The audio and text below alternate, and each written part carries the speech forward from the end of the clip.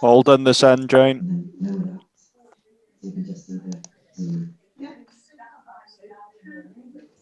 Good evening, Councillor Phillip. We're ready to start the meeting.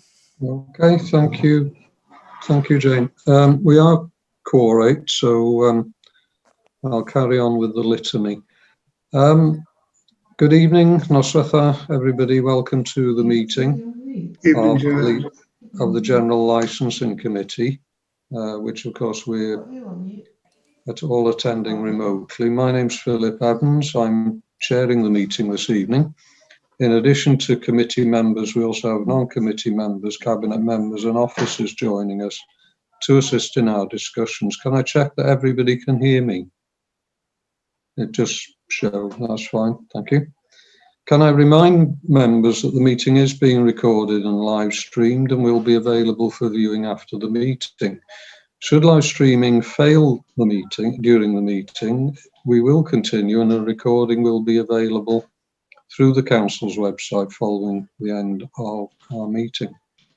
Can I remind members that translation facilities are available and to choose your language of choice. If you wish to speak, please use the raise the blue hand button so that I can see you. You can use the chat facility, but please note I may not be able to monitor this during the meeting. All mics have been muted. If you have indicated your intention to speak with the blue hand, I will invite you to turn your mic on. If you do leave your device for any reason, can you ensure, please, that you are muted and you turn the video off? All right, thank you for that. So we'll now proceed with item 1, apologies, and I think with apologies from Councillor Dave Roberts and from Councillor Andrew Wood. I think everybody else is here. Item 2, declarations of interest under the Code of Conduct. Any? No. There's no urgent items. Item 4, the minutes of the previous meeting held on the 29th of September last.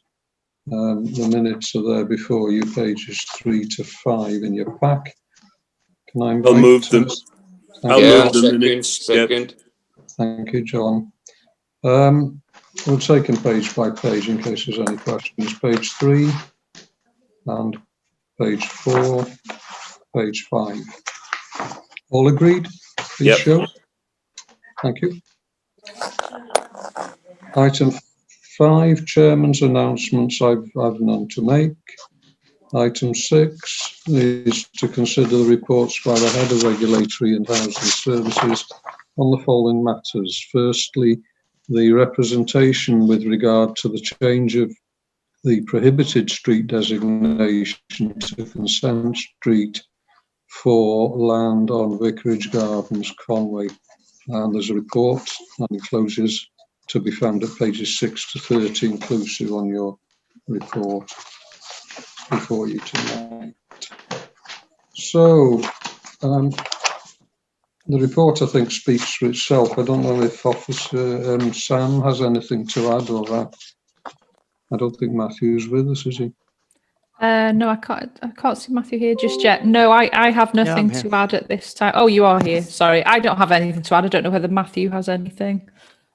No, it is there. It sets out. I mean, Joan Vaughan set out her objections. So it's whether the committee want to consider that and take a view on the objection, whether that has a bearing on the decision previously made to make it a prohibited, consent street as opposed to a prohibited street. Yeah, we've got a couple of councillors wanting to speak. So, Councillor Saville first, please. Yeah, thank you, Chairman. I felt that Joan's comments in themselves were persuasive, so I'd like to propose that that Vicarage Gardens remains a prohibited street for the purposes of street trading. Thank you. Is that seconded? I'll second it, yeah. Okay. I've got Councillor Ken Stevens to speak? I just wanted to know if this was part of the planning. Extending in effect onto the footway. I see. Thanks, Chair. So, okay. One thing I would mention is, of course, the land in question is in the, or is vested in the ERF department, who obviously would have some control because of the potential for loss of car parking spaces, but there's been no comment forthcoming from ERF, which the cabinet member is present. Councillor Gregg.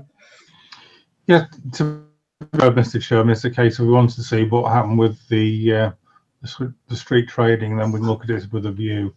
Obviously, this strange world we're in at the moment, this section of car park is obviously not being well used, but moving into the future, it may well be.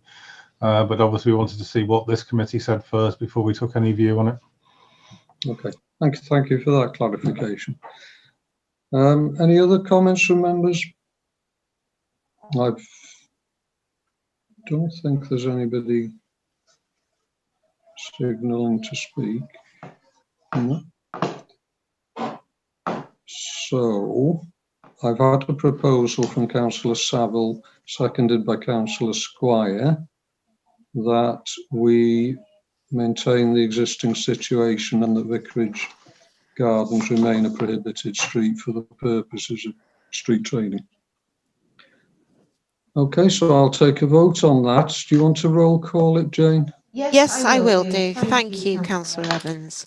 Okay, members, if you can indicate whether you're in favour, against or abstaining. Councillor Frank Bradfield. For. Councillor Mary Doyle. For. Councillor Keith Eales. For. Councillor Philip Evans. For. Councillor Ian Jenkins. For. Councillor Abdul Khan. I'll abstain, Jane. Councillor John Roberts. For. Councillor Harry Saville. For. Councillor Bob Squire. You're on mute, Bob. For. Thank you. Councillor Ken Stevens. In favour. Councillor Adrian Tansley. You're on mute, Adrian. For. Sorry, thank you, members. Jane. Jane. Yes. I was on mute and I'm obliged. Yeah, thank you, Councillor Jenkins. The translator picked that up, so thank you. I can confirm 10 were in favour and 1 abstention. Okay, so I declare the proposal carried and the Vicarage Garden site will remain a prohibited street. Okay, thank you, members.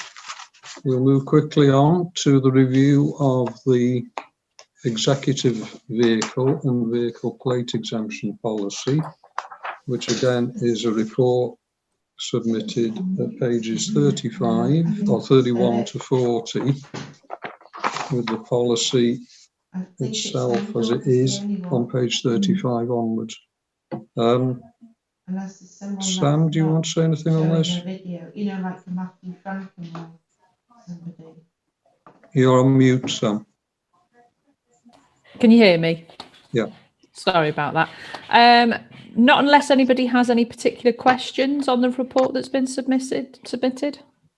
Yeah, it is just something that we do periodically just to review the policy, and there are no real issues arising from it. And I think it's a question of whether you just want to confirm or otherwise the existing policy. Okay. Yeah, I think what's been set out here by John is just really to reaffirm the executive policy that we've got already in place, and just to tidy up what we had really. We were finding that some of our executive vehicles were suddenly being used for other purposes, and it was beginning to slide a little bit. The previous policy wasn't maybe as clear as what we've got in place now, or what we're proposing to have in place. Yes, so thanks for the clarification. Hello, members. Sorry to interrupt. Can I please ask that everyone is on mute? There seems to be some background noise disturbance. So, thank you. I'm not picking any up. Okay.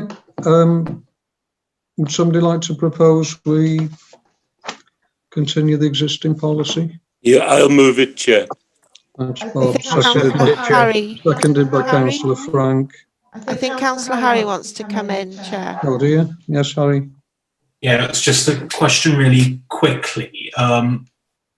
Okay, so the policy refers to exempt vehicles. It says many operators will refer to vehicles undertaking these kind of operations as executive vehicles. Does that suggest there's other vehicles that wouldn't necessarily fit within your description of an executive vehicle that this would apply to? Do we have any practical descriptions of those? Or is that something that in practice isn't likely to ever come up? I think what we were trying to do and what we have done with previous policies is define the difference between the everyday private hire vehicles that are doing the everyday type of, shopping runs, if you like, that sort of thing, and school runs in particular. And the executive vehicles that we have had presented to us in the past that are currently plated as executive, or they have the smaller gold executive plates in place of the larger, what are now blue and white ones. We were finding that, say, some of the exempt vehicles were being used on school runs, and then we were having operators approach us with vehicles that may not necessarily be a slightly, I don't know, maybe a luxury model, if you like. They were trying to maybe circumnavigate having the standard plates on the vehicle by trying to apply the policy that was there for exemption that we've previously looked at. And this one really, as you read through the policy that we're presenting now, is that the vehicles, we will look at the original purchase price, and we will look at the executive extras that maybe would have been put on that model as well. So they're not just your sort of standard basic runaround vehicle that we would usually accept as a private hire. That I think there is a definitive difference as you read through the policy for what we're expecting to be that higher standard. Okay, thanks. Yeah. Right. If there's no other members wishing to speak, can I put the proposal up, proposed by Councillor Squire, seconded by Councillor Bradfield, that we adhere to our existing policy? Do you want to take a poll, Jane? Yes, please, if I may. Thank you. Okay, members, clearly please state if you're in favour, against or abstaining. Councillor Frank Bradfield? In favour. Councillor Mary Doyle? In favour. Councillor Keith Eales? In favour. Councillor Philip Evans? Obliged. In favour. Councillor Ian Jenkins? Obliged. In favour. Councillor Abdul Khan? Obliged. In favour. Councillor John Roberts? In favour. Councillor Harry Saville? For. Councillor Bob Squire? Councillor Bob, I think you're on mute.